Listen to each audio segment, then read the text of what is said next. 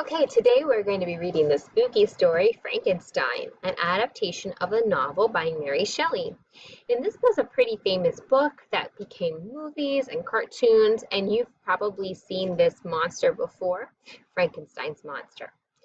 Little fact, a lot of people think the name of this monster is Frankenstein. They'll even say, I'm dressing up as Frankenstein for Halloween. But Frankenstein's actually the name of the scientist that created the monster. And the monster is referred to as Frankenstein's monster or the creature. Okay, let's get started. Dear sister, here, August 19th, 17 blank. Dear sister, this long voyage has been so terribly lonely. The chilling frost and snow here in the Arctic completely surround our ship. 3 weeks ago, a remarkable thing happened. I saw a huge, ugly creature driving a sled pulled by dogs and racing north. The next morning, we saw a different dog sled drifting towards us on a sheet of ice. The poor dogs were dead, and the weary driver was barely alive. He wouldn't accept our help until we told him we were heading north. The stranger will tell me his story tomorrow. I will record it and send it to you. Let's talk about what some of these words mean. So, this long voyage. A voyage is a journey or a trip. Has been so terribly lonely. If I say so terribly, it means very much. Lonely means to be feeling like you're by yourself, to be missing other people.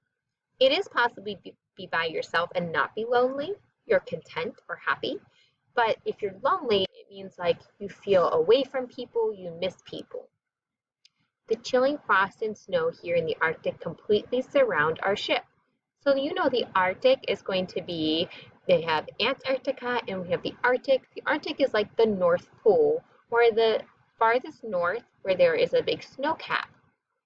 They would be so completely surrounded by ice and snow on all sides. 3 weeks ago, a remarkable thing happened. Remarkable means something that is worth talking about, or surprising, or notable. We saw a huge, ugly creature. Creature is going to be describing like an animal or something you really don't know if it's human, right? I would never call another person a creature unless I was trying to be very insulting. Driving a sled pulled by dogs and racing north. Racing north means going very quickly north.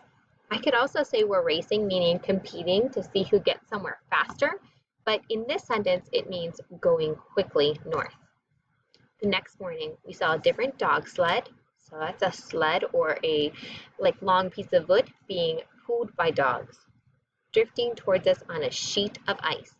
Just like you can have a sheet of paper, a sheet of ice is going to be a long, flat piece of ice. The poor dogs were dead, and the weary or very tired and sad driver was barely alive, meaning almost not alive. Barely means just a little bit alive. He wouldn't accept our help until we told him we were heading north. Heading means going. Where are you headed? That's a common saying in English, meaning where are you going? The stranger will tell me his story tomorrow. I will record it and send it to you. Okay. The stranger's story. My name is Victor Frankenstein. I created an evil monster. The terrible things that the creature has done are all because of me. No one else must ever know how to do what I have done. I will take the secret with me to my grave. It means he will die knowing the secret. He will not tell anybody. A grave is where someone is buried when they die. After many years of study, I have discovered how to bring something to life. I was eager to use what I had learned, so I devoted 2 years to making a new creature out of bones and body parts from graveyards. So remember, a grave is where people are buried. A graveyard would be a cemetery or a place where people are buried. And slaughterhouses. Slaughterhouse would be like a butcher's house, or where someone kills animals and turns their bodies into meat like for sale. At last my experiment was ready. An enormous, lifeless creature lay on the table in my lap. I thought my creation would show the world what a great scientist I was. I did not know how wrong I was. This is called foreshadowing. They're giving you a clue that things are not going to turn out good, right? Didn't know how wrong I was. It means he thought he was going to be great and clever and people would be impressed with him, and it's not going to turn out that way, right? That cold November night, I brought my creature to life. I remember the moment his black lips moved. His skin stretched and sewn together, quivered, means to shake.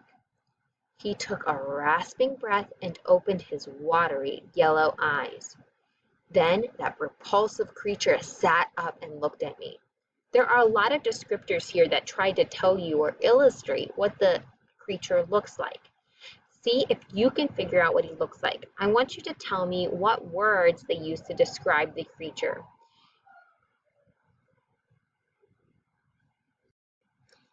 Instead of feeling proud, I was disgusted.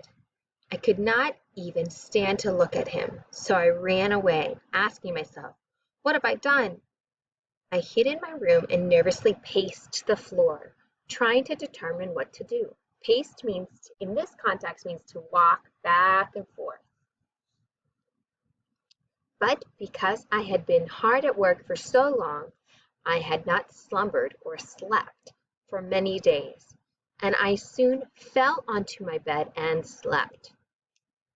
An odd gurgling noise. Gurgling is like kind of a grumbling, growling noise. Woke me up. The terrible creature was standing over me, grinning and making baby noises. He came closer and reached out one of his enormous hands to touch me. I leapt up and ran until I crumpled onto the street. Crumpled means to fall and kind of like almost fall apart, or to curl into a ball. A good friend found me and took me to his home. I lay there sick for several months. Much later, I learned that what had happened to my creature while I was unwell. He had wandered the streets. He was a newborn, a hideous, giant newborn. He knew nothing. He could not talk, and he did not even understand his own feelings. People who saw him were terrified. Some people ran away screaming. Others threw stones and bricks at him. One man shot him in the arm. Okay, here I want you to tell me kind of how are you feeling about this story? How do you feel about the doctor, and how do you feel about Frankenstein's creature?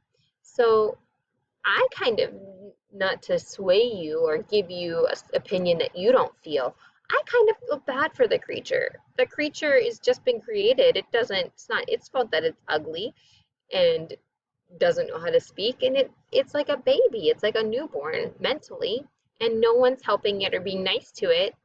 And instead of helping or teaching the creature, I feel like Dr. Frankenstein has avoided his responsibilities by hiding and sleeping and kind of just not being a good parent in a way, because he's like a parent. I want you to tell me whether you agree or disagree, and then why. Okay. The frightened, lonely creature hid in a vacant shed. Vacant means nobody's in it, and a shed is a place where you store maybe tools or a lawnmower. This is back in the old days before lawnmowers were a thing, so it's probably like a wooden cabin next to a cottage. He taught himself to speak and read by listening to the family in the cottage. Then he learned that I was his creator. He found me and begged me for a companion. I felt sorry. A companion would mean a friend or a person to share your time or life with. I felt sorry for him, so I agreed to create a wife for him. But when it came time to bring the female creature to life, I couldn't do it. I destroyed her instead. He was very angry and promised to make my life as unhappy as his life was. I was now his enemy. The creature terrorized me for many years. First he found and killed my dear brother. Then he killed my best friend. Finally, he killed my sweet bride on our wedding night. I vowed to stop this horrible beast. I searched the world for him, and he has led me to this frozen land. But I have become weak from chasing him, and I know I am dying. Now I realize I was wrong to create a monster and then abandon him. Now I know his misery is my fault, not his.